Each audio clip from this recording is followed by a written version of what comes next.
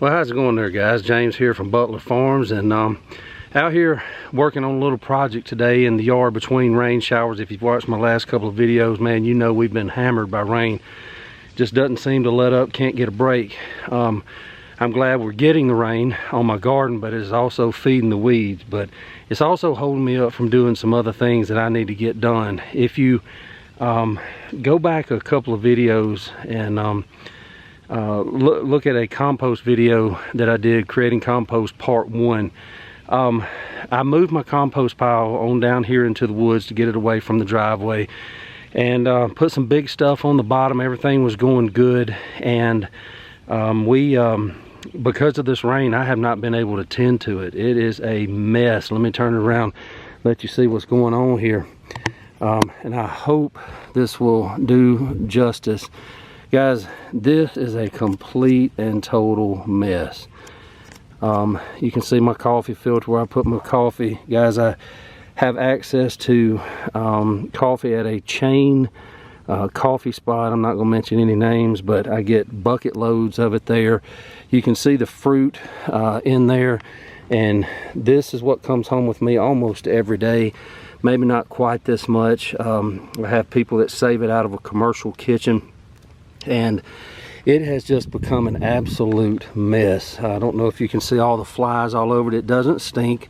It's not like it's foul to be around, but I've got to do some work on this. It is out of control, and there's just only one way to do it. It's to get the pitchfork, tear it apart, and put it back together. Now, if you remember, I put some pretty big stuff on the bottom, some limbs and some wood out of the yard from these windstorms that we keep having, and they were already starting to break down before all this rain came through. But guys, it is, like I said, I cannot get enough browns into this pile right now. I've been going around here in the woods and trying to get some of these old dead leaves and stuff like that, but it seems like everything that I'm putting in here obviously is greens. I got all that produce, all that fruit, all that coffee. I even dump my own coffee grounds in here every day. It's gotten to the point I've got to get out here and get it stirred up and see if I can get this thing under control. I even had somebody that gave me like a 20-pound bag of cornmeal that was out of date. And yes, you can compost cornmeal and flour too. And so that was in there, and then all this rain came, and man, it has absolutely turned this into just a fly trap. Another problem I'm having is all these greens being on top. I've got out here in the woods, I've got animals that keep digging it out of the pile and eating it. That's not really that big a deal, other than the fact that they're strowing it all over the woods. And so I'm going to turn this thing and hopefully get it turned in and bury some of that stuff, bury some of the stuff that I have back here. Another thing that I'm going to add is this corrugated cardboard. You can see I got 3 buckets right there. There's my coffee from this morning, and just to get some browns in there. Cardboard breaks down pretty quickly. It's going to absorb some of that moisture that's in this pile. We got more rain coming, so not only will it absorb some of the water from the pile, it's also going to get rained on later tonight and in the morning again, hopefully before it starts clearing up before the weekend. And all I did is take a bunch of cardboard boxes and just cut them up into pieces that I could stir more easily into the pile, instead of big pieces that don't want to stay in there. You see what happens when you just come down here in the rain and throw a bunch of big pieces on there. They end up just sitting on top and blowing all over the place, and it's a mess. So I'm gonna get to work on this, and I'll come back here in a little while and show you what it looks like, and hopefully it'll be a whole different scenario when I get done. I'll see you in a little while.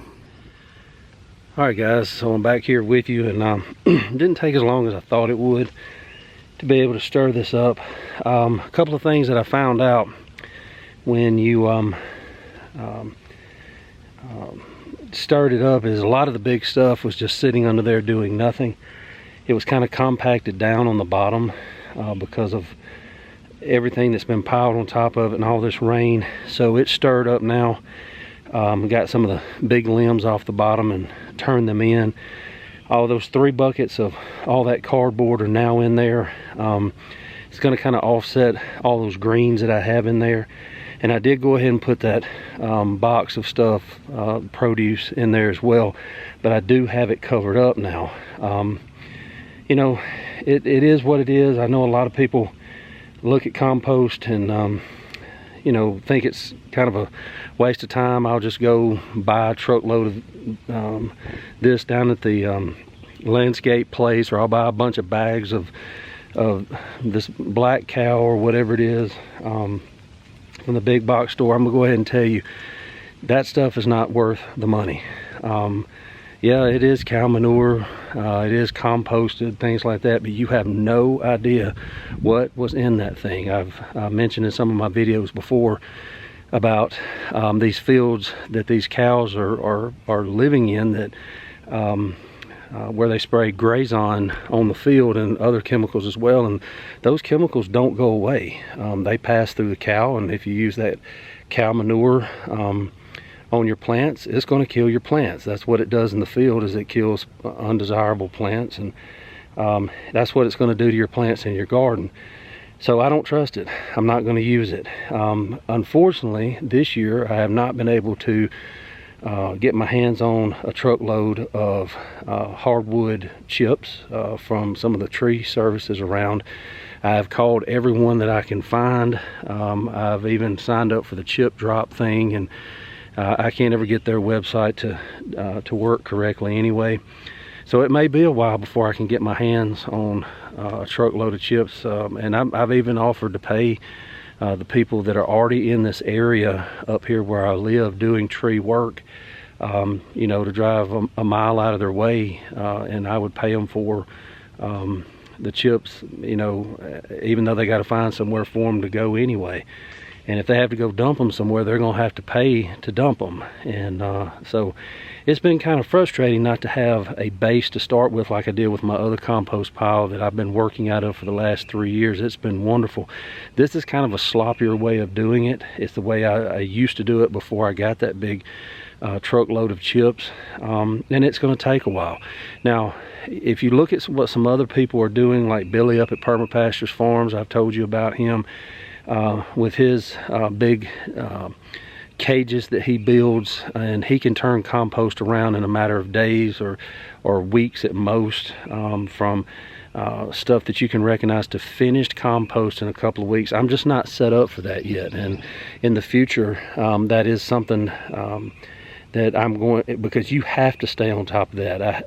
With my time constraints, I have to go with the slow composting method, just the old version of it, where I just make a pile. I don't really get into this ratio of greens and browns. Now, obviously, this got out of control with the greens because I was bringing greens home every day in the form of that produce.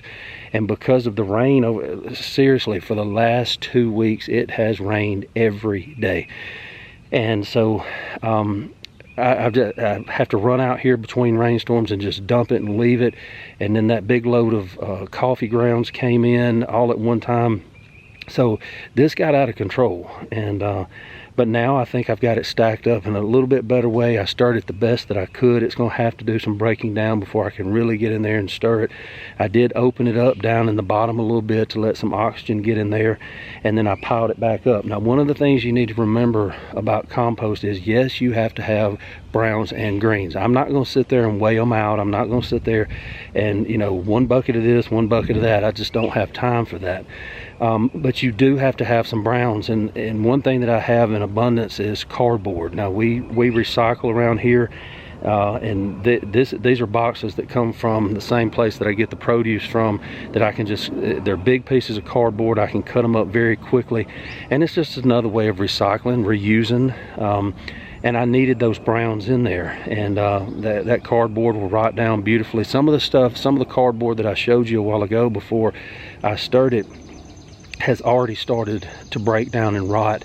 One thing that was encouraging, when I got toward the bottom, I could see a lot of life in the compost pile. A lot of little bitty life moving around down in there, and not undesirable life. So the things that you can see and the things that you can't see that turn this into compost and something usable in the future are in there. They're working. they just needed a little bit of help. They were pretty much drowning in greens, and the way that the greens were stacked on there, this pile was never going to heat up because everything was just piled on top. And so there was no way that it was going to heat up enough to start breaking this stuff down. So we had the water, we had the ingredients, we just didn't have it mixed like it needed to be, and we sure didn't have the heat going on it. I expect that this pile is going to really start heating up now because it's not as wide as it was. Not only did I just add a bunch of stuff to it, but it's I took what was already there and it's already higher. You can kind of see here what I've got going. Again, the camera never does it justice. I'm right at 6 feet tall, and this hits me right in the middle of the chest. So it's about 4 foot tall right now. Still not as high as I would like it to be, but if I try to stack it any higher, it's going to obviously just fall, because right now I don't have enough in it. I'm gonna have to make it bigger. Obviously I was able to get most of the produce inside. You can see, so that the animals will leave it alone, hopefully. You can see some of the cardboard is not completely covered up, but again, it's cleared off right now, but the rain's coming again. Before morning it's going to rain and it's going to wet this cardboard. I do want you to see, you can see what the big stuff is starting to do. This is one that I flipped out of the bottom, and I'll keep having to turn it back in and all that kind of stuff. And it is starting to break down, but it's a slow process. This, when I in my other video that I referenced, the volume 1 of this, that I will link at the end, in the end notes as this video ends. This is not a quick turnaround kind of thing. The reason that I'm doing it now, and I started this several months ago, as I was using up the rest of my compost that I already had, was that I don't need it this year. I need it next year. I need it next spring. And so this is going to have the rest of the spring. It's mid-April, or mid-May now. And it's going to have the rest of the spring to work. It's going to have all summer to work, which is really going to start breaking it down. And during the summer, I'm going to have more time to deal with it. I can come down here and wet it. I can flip it. And I'm going to keep adding to it. It'll sit out here all winter and continue to break down. And then next spring, I'll have something usable. Now, not only did I put the produce in there, not only did I put the cardboard, I did go get a couple of scoop boxes, that big produce box full of some leaves down here in the woods. That's what you saw on top right there. And it was already starting to break down. Those leaves are from this past fall, and they're already starting to break down. And I also, in one of my leaf mold piles that I've shown you before, I thought I'd used most of it up, but there's still a ton of it over there, obviously, because when I walked by it, I saw it, and I put a bunch of scoops in that. And the beautiful thing about that leaf mold is, when I scooped it up, you could see the life in it, and it's just as crumbly and fine as it can be. And so I'm getting ready to add a few more scoops on top of that to even speed it up a little bit more. It's just a finer version of what I just put on there. So it's a slow process. There's nothing I can do about the weather. That's why I'm out here today trying to get it done between rainstorms. It's not in the most optimal spot because we're here under all these trees. I would rather it be out in the open, out of all this shade and stuff like that, but it is what it is. And I don't want to put it up there next to the driveway where the wood chip compost was, because what I'm looking at right now is not very attractive when people come up to the house with the cardboard everywhere and things like that. But they know how I am. They know if they pull up and see a pile like this beside the driveway, trust me, they wouldn't be surprised at all. So I'm gonna leave it right there, guys. I'll keep bringing you updates on this. This will be volume 2 on building a new compost pile, and like I said, I'll link that other video at the end of this one, and so that if you haven't watched it, you can go back and watch it. And we'll just keep track of it and keep doing what we need to do to get it to break down. It's a slow process, so we got to be patient. I can hear the rain starting to hit the trees back here behind me, so I got to get off this thing and go do some other stuff while I can. But guys, I really appreciate you being here. Don't forget to like, subscribe, and share. Tell a friend. There's a lot of people that are trying to get into this space, and I'm not an expert by any stretch of the imagination. I do grow a lot of our food, and I enjoy doing it, and we can learn together. So leave your comments down below.